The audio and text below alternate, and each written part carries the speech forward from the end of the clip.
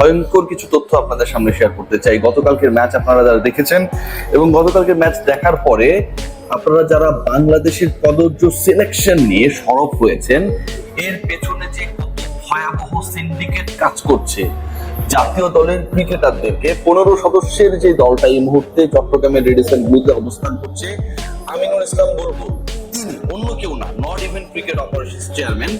এই ক্রিকেটারদের সাথে যদি ইন্টেন্সিভলি বসেন তাহলে ভেতরের আগলি রূপ, ডার্টি পিকচার, একটা মুভি ছিল বিদ্যা বালানের, অনেক আলোচিত মুভি ছিল নাসিরউদ্দিন শাহ বিদ্যা বালানের। বাংলাদেশ ক্রিকেট বোর্ডে এই ডার্টি পিকচারের রূপকার কে চিনতে পারবেন Aminul Islam Bulbul. The way actually the team is being running, এটা টোটালি আনএক্সেপ্টেবল।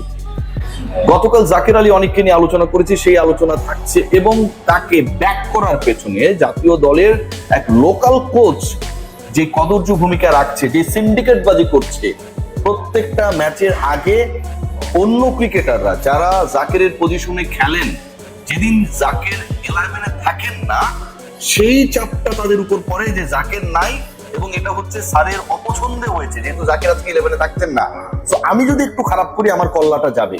এই যে সিন্ডিকেট বাজি চলছে এবং সেই সিন্ডিকেট বাজিতে এমন এক অবস্থা, জাকের আলী অনেক যখন ব্যাট করতে নামেন, আপনি খেয়াল করে দেখবেন যে আমাদের আশপাশে অনেক সময় মশার উপদ্রব বাড়ে।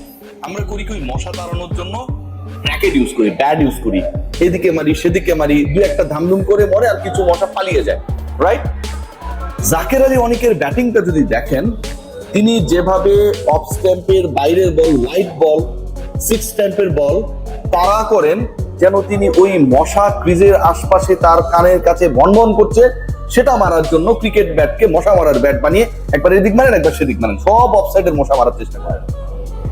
একজন আন্তর্জাতিক ক্রিকেটার কত আগলি ব্যাটিং করতে পারেন, কত প্ল্যানলেস ব্যাটিং করতে পারেন, কত প্রশ্নবিদ্ধ শট খেলতে পারেন, কতটুকু স্কিলফুল হলে অফসাইডের বাইরের বল তিনি টেনে লেগে মারার চেষ্টা করতে পারেন, এবং সেই ক্রিকেটার দিনের পর দিন তাকে ক্যারি করা হয়, ম্যাচের পর ম্যাচ ব্যর্থ হওয়ার পরেও তাকে দলে সুযোগ দেওয়া হয়, বিলো 100 স্ট্রাইক রেটে ব্যাট করার পরেও তার স্ট্রাইক রেট নিয়ে টিম ম্যানেজমেন্টে প্রশ্ন ওঠে না। ইভেন গাজী আশরাফ হোসেন লিপু ভাই আসসালামু আলাইকুম, আপনাকে অনেক রেসপেক্ট করি, কিন্তু এই যে গতকালকে আবার নতুন করে দল দেওয়া হলো, সেখানটাও ওই ক্রিকেটার যখন থেকে যান, এমন না যে আমার কোনো উইকেট কিপিং অপশন নেই, Nurul Hasan Sohan is there, Liton Kumar Das captain himself is there. যখন জাকের আলী অনেককে না রেখে দল ঘোষণা করতে পারেন আমাদের লিপু ভাইরা, ঠিক তখনই সিন্ডিকেট বাজিটা প্রকাশ্য হয়ে যায়। বুলবুল ভাই, এই ব্যাপারগুলো আপনারা দেখছেন না। এন্ড অফ দ্য ডে আপনি যতই মিষ্টি কথা বলেন, যতই সুন্দর কথা বলেন, যতই বিভিন্ন টার্মিনোলজি ইউজ করেন না কেন, টি-20 cricket, test cricket, run out, hit wicket, এই সুন্দর সুন্দর কথাগুলো বলে আপনি যতই আমাদেরকে ইমপ্রেস করুন না কেন, আপনি যতই কোয়ালিফাইড হন না কেন, এন্ড অফ দ্য ডে দল যদি রেজাল্ট না করে, এবং সোশ্যাল মিডিয়া গিয়ে দেখুন যে এই দল যে রেজাল্ট করছে না, এটার পেছনে এই দলকে যারা পরিচর্যা করার দায়িত্বে, তারা এই দলটাকে পানিশমেন্ট করছে, ক্রিকেটারদের পানিশ করছে, সিন্ডিকেট বাজি করছে, তারা দায়ী। আমার কথা ভুলে যান, আপনি সোশ্যাল প্ল্যাটফর্মে গিয়ে দেখুন না, উত্তরটা পেয়ে যাবেন। খেয়াল করে দেখুন যে বাংলাদেশ জাতীয় দলে এই সালাউদ্দিন যেভাবে ড্যামেজ করেছে, ওয়ানডেতে বাংলাদেশ খেয়াল করে দেখেন যে 100 করতে পারে না। এই বাংলাদেশ আমরা কবে দেখেছিলাম? এরকম হতদরিদ্র ব্যাটিং আমরা কবে দেখেছিলাম? ব্যাটিং কোচের ভূমিকায় তিনি 109 রানে বাংলাদেশ অল আউট হয়ে যায়। এরকম হতদরিদ্র ব্যাটিং আমরা কবে দেখেছিলাম? 30 ওভার খেলতে পারে না। তিনি প্রেজেন্স থাকার পরেও আমরা দেখেছি ওয়ানডেতে টানা 4টা সিরিজে বাংলাদেশ দল হেরে গেছে।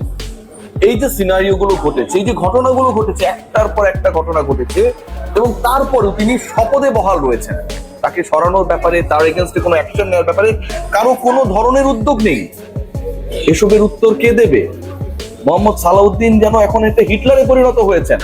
যতক্ষণ না পর্যন্ত অ্যাটম বোমা মেরে তাকে গ্রেফতার করা হবে এবং তিনি তার ডিসিশন নেবেন। হিটলার তো সুইসাইড করেছিলেন, তার আগ পর্যন্ত তাকে কেউ সরাতে পারবে না। জার্মানির চ্যান্সেলর হিটলার যেন এই মুহূর্তে বাংলাদেশের দায়িত্বে, সিনিয়র অ্যাসিস্ট্যান্ট কোচের দায়িত্বে চলে এসেছেন। একটা দল এভাবে ফেইল করার পরে, একটা দল এভাবে ব্যর্থ হবার পরে, একটা দলের ক্রিকেটাররা এন্ডলেস প্রেসারে থাকার পরেও ক্রিকেট ম্যানেজমেন্ট এখানটায় কোনো ভূমিকা রাখে না। দল নতুন করে দেয়া হয়, সেখানটায় সৌম্য সরকারের জায়গা হয় না, অথচ সবশেষ ওয়ানডে সিরিজে কি অসাধারণ ক্রিকেট খেললেন, ফ্রম নো হোয়ার, কোথাও তিনি ছিলেন না, কোনো প্রসেসের মধ্যে তিনি ছিলেন না। He did his best.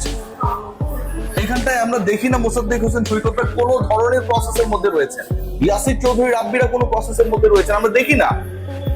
ফাঁকা মিডল অর্ডার নিয়ে আমরা খেলছি, তাওহিদ হৃদয়, জাকের আলী অনিক, এবং এই মেকানিজমটা টোটালটাই কুমিল্লা ভিক্টোরিয়ান্স মেকানিজম এটাকে হচ্ছে ডিল করছে। খেয়াল করে দেখুন, Liton Kumar Das, he was the captain of Comilla Victorians. Imrul কাসকে ওখান থেকে মোহাম্মদ সালাউদ্দিন সরিয়ে ওই সময় গুটিটা শুরু হয়েছিল, লিটন কুমার দাসকে ক্যাপ্টেন্সি দেন। সেই ক্যাপ্টেন ন্যাশনাল টি-20 ক্যাপ্টেন, সেই কোচ জাতীয় দলের senior batting coach, assistant coach, এবং তাদের দলে অবভিয়াস চয়েস হিসেবে আমরা দেখি তাওহিদ হৃদয়কে। ফেইলিওর, তার কাজ করতে পারছেন না, স্ট্রাগল করছেন, 10 ম্যাচ পর একটাই ভালো করবেন সেই আশায় আমরা বসে থাকবো। সেই ম্যাচের 11-এ কোনো কিছু না করে জাকের আলী অনেক ঢুকে যান। এর থেকে বিরল দৃষ্টান্ত হতে পারে, যেভাবে তিনি অফসাইডে মারবেন না টাইপ খেলা হয়, আমরা 6 সাইড খেলি, আমরা সার্কেল ক্রিকেট খেলি দেখবেন রাতের বেলায়। শীতকাল আসছে, সেই ক্রিকেট বেড়ে যাবে, বিভিন্ন ক্যাম্পাসে বেড়ে যাবে, বিভিন্ন কোয়ার্টারের কলোনিগুলোতে বেড়ে যাবে, বিভিন্ন মাঠে বেড়ে যাবে। এবং এই টুর্নামেন্টে হয় কি জানেন, যে বল যদি উপর দিয়ে চলে যায় তাহলে আউট, অফসাইডে চলে গেলে যেন ওই যে 6 ভার্সেস 6 খেলা যেটা আমরা খেলি, 6 মারলেই আউট, অফসাইডে মারলেই যেন পুকুর আছে, বঙ্গোপসাগর রয়েছে, বলটা হারিয়ে যাবে, এরপরে নতুন বল নিয়ে জাকেরদের এগেনস্টে বোলিং করতে নামবে ওয়েস্ট ইন্ডিজ, তারা সর্বনাশ হয়ে যাবে। জাতীয় দলে আমার প্রপার কোনো ওপেনিং ব্যাটার আমরা সেট করতে গিয়ে সৌম্য সরকারকে যখন পাই, ঠিক তখন তাকে আমরা, সৌম্যকে তো আপনি 6-7-ও ব্যবহার করতে পারবেন, আমরা এর আগে ব্যবহার করেছি না, সেখানটাও পরিকল্পনায় রাখি না, কারণ আমার জাকেরকে রাখতে হবে।